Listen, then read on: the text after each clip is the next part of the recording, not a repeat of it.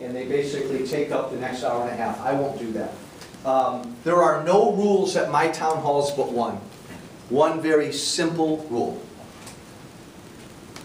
Because we go out of our way to invite all viewpoints, all perspectives, all thoughts, we have a room right now full of Republicans, Independents, and Democrats.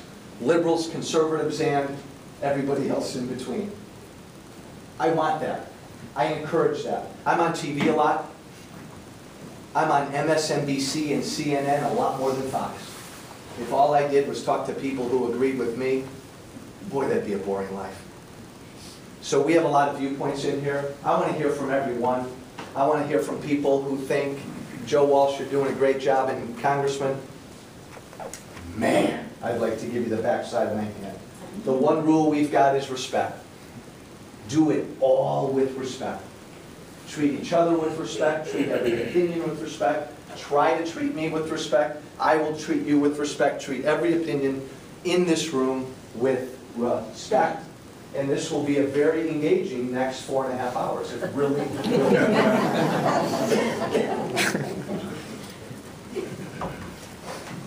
I'm going to try something very different this election, this campaign. And my political people said, Walsh, don't do it. You can't win. You're in a tough new district. It's more Democrat. It was drawn for Tammy Duckworth. You can't say what you're about to say. It just won't work. And I politely disagreed with most of my political team, as I often do. Back up for a moment. It's the most important election, my opinion, only my opinion. It's the most important election in our lives. I believe, and again, life's too short. You need to know where I stand. I need to know where you stand. This country that was founded upon freedom, we're a million miles away from that. We've lost that. We have lost that. We have gotten far, far away from that. And you know what? It's not just Barack Obama that got us away from that. It's Democrats and Republicans over the years who have moved us away from a free, responsible country. That's what I'm going to argue. And so, in the year 2012, how are we doing? Well, we find ourselves as a country flat broke. And let me tell you again, when I say as a country we're flat broke, I'm not telling you the whole truth. We're beyond flat broke. We got a little bit of time to get this right, or was it Tyler? Tyler? Yeah. I'm scared to death about the kind of country you're going to live in when you're my age. Because you know what we're doing, Tyler? We got a big old bill here that we're not paying, and we're not going to pay. Most politicians don't want to pay it, and we're just going to dump it on you. We're going to dump it on you. Good luck. That's what our country right now is doing to Tyler. We're $16 trillion in debt, but that's not the truth. We're way beyond $16 trillion. The unemployment rate isn't 8.1%. Most Americans have quit looking for work. And you know what? Your great government, we don't even count them anymore. They're not in that unemployment rate.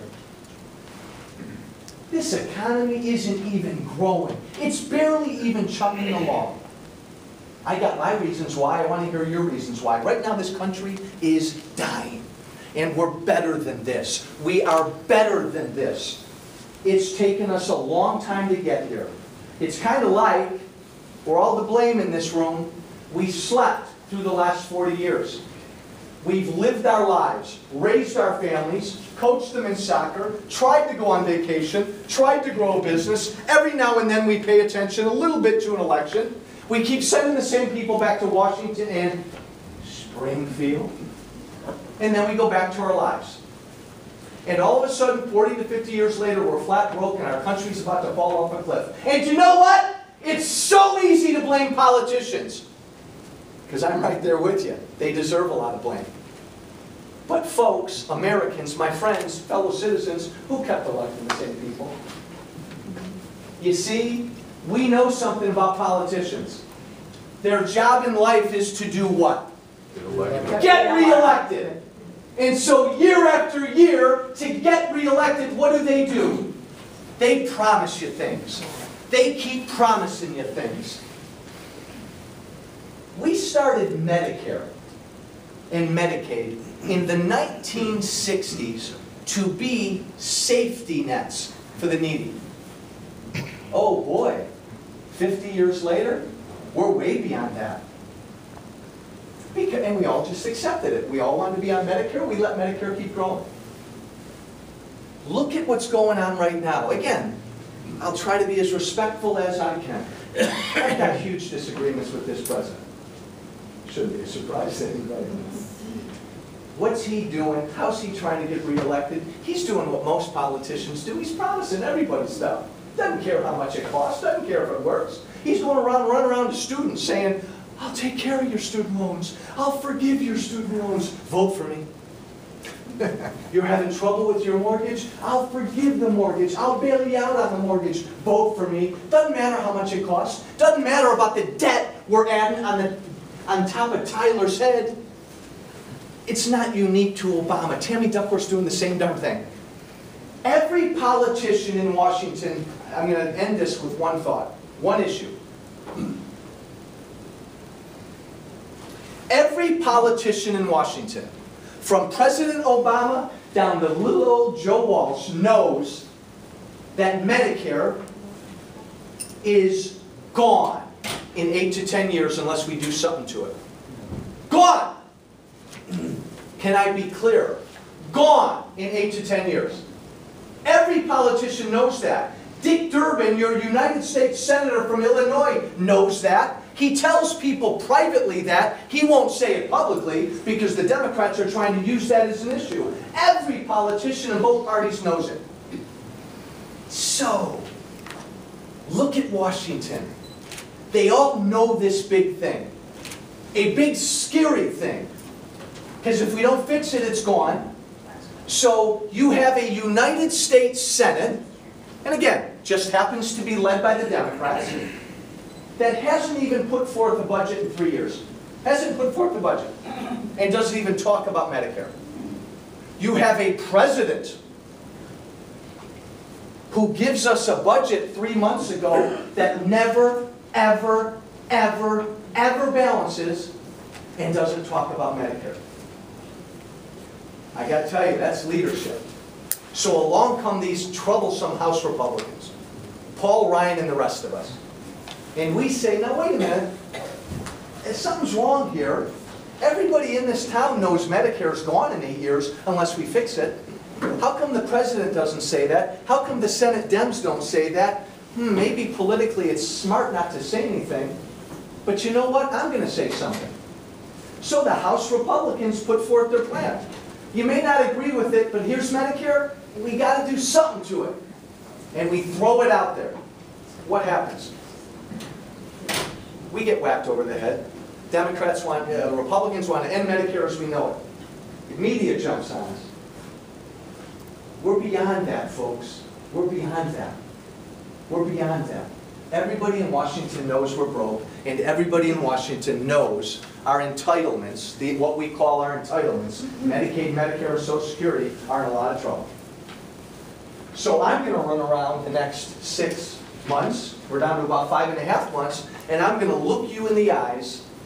This is what my political people don't want me to say. This is what Tammy Duckworth, who's filming every word I say. Everybody say hello to Tammy. It's what Tammy Duckworth will never say. I'm going to, what's your first name? Bernie Bernard. Bernie Bernard. Bernie, I'll call you Bernie because we know each other. We don't, but I feel like I know you. We went to different schools together. Wow, that's amazing. Different times. I am going to look Bernie in the eyes, and I'm going to say, Bernie, free lunch is over. It's time to grow up. Free lunch is over. We're flat broke, and we're hurting ourselves as a people. Time to grow up. So you can just sort of look the other way when it comes to Medicare and say, don't touch it. Don't touch mine. Don't touch it. You can do that, but if you want to do that, I'm not your guy. Don't vote for me. And that thing in Washington, that big $16 trillion debt that was on top of Tyler's head before his parents took him out of here, I'm going to do something about that. We're done. We're done borrowing money. We are done. And if you don't care about that debt, and you want to keep borrowing money, don't vote for me. Vote for Duckworth. She's going to ask you not to do anything about it.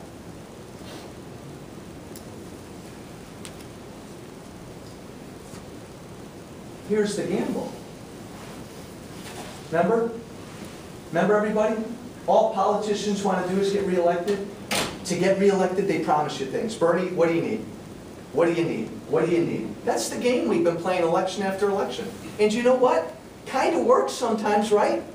We have a lot of people dependent upon government, right? We have almost half this country that doesn't pay federal income taxes, right? God bless you. You do that one more time, I'm going to ask you to leave. That's my wife. I can talk to her. Right? Right? We're at a funny point now. Maybe Obama and Duckworth and the other side's right. Again, this is just my opinion, guys. Maybe there are so many people that have bought into just take care of me that maybe we're sunk. But I don't believe it. I don't believe it. I want us to get back to that country where we were free, but also responsible for our own lives. Right? We always want a government. Everybody in Washington wants a government that takes care of the truly needy. Nobody's saying we don't want that. What's happened, guys, this isn't rocket science. What's happened over the years is we have enabled our politicians, we've enabled them to give us a government now that takes care of everybody, that does too many things for everybody, and now we're broke. And you know what? It doesn't work. And you know what? Because we ask government to take care of everybody, we don't take care of ourselves as much anymore. Think about it. Back in the day, your church was more involved in your life, your community, your neighborhood, your parents, your family. Now, it's like we've removed all that and we've asked government to take care of us all. Maybe that's where the country wants to go, okay? I'll just say, my God, right now, the price tag is unaffordable. Obamacare. Again, you may like what Obamacare is going to do, but let's be honest. And if President Obama were here right now, he's a little bit taller than I am, I'd look him in the eyes and I'd say, Mr. President, be honest. Because really what he wants is, and this is a legitimate viewpoint, he would like everybody on government-run health care. It's what he wants. And I wish he'd have the courage to say it. That's not what I want. I want government to take care when it comes to health care for the folks who can't take care of themselves. And I want you to be able to keep more of the money you make and you take care of your health care. Most of us are smart enough and responsible enough to take care of us and ours. When I say, and I've said it a lot, the country's going through a revolution and it scares the dickens out of people like Duckworth, what's he saying? This is what I'm saying. There's like a grand collision of the two Americas right now. This is why I get so wound up. This is why. You've got small... Boy, you want to have a fun 3 hours with me? Joe Walsh, Congressman Walsh, take my hand, walk around any town in this district. I did it again 3 days ago. I knocked on the doors of 13 small businessmen and women in Schaumburg. They all said the same thing. My God, what are you doing to me? Let me grow my business. You are regulating me and taxing me to death. Get out of my hair. Let me grow a business and hire people and go. You see, we want a government that sort of just puts out the rules of the road and then you go. You go do your thing. It's what I hear day after day after day. That's what this election's about. As a country, we got to pick our side. Everything's respectful, but pick your side. If you truly do like and believe and want the country that President Obama is taking us down, and it's not just him. Look, I'm in Washington. I got a lot of people on both sides who'd like to throw me in the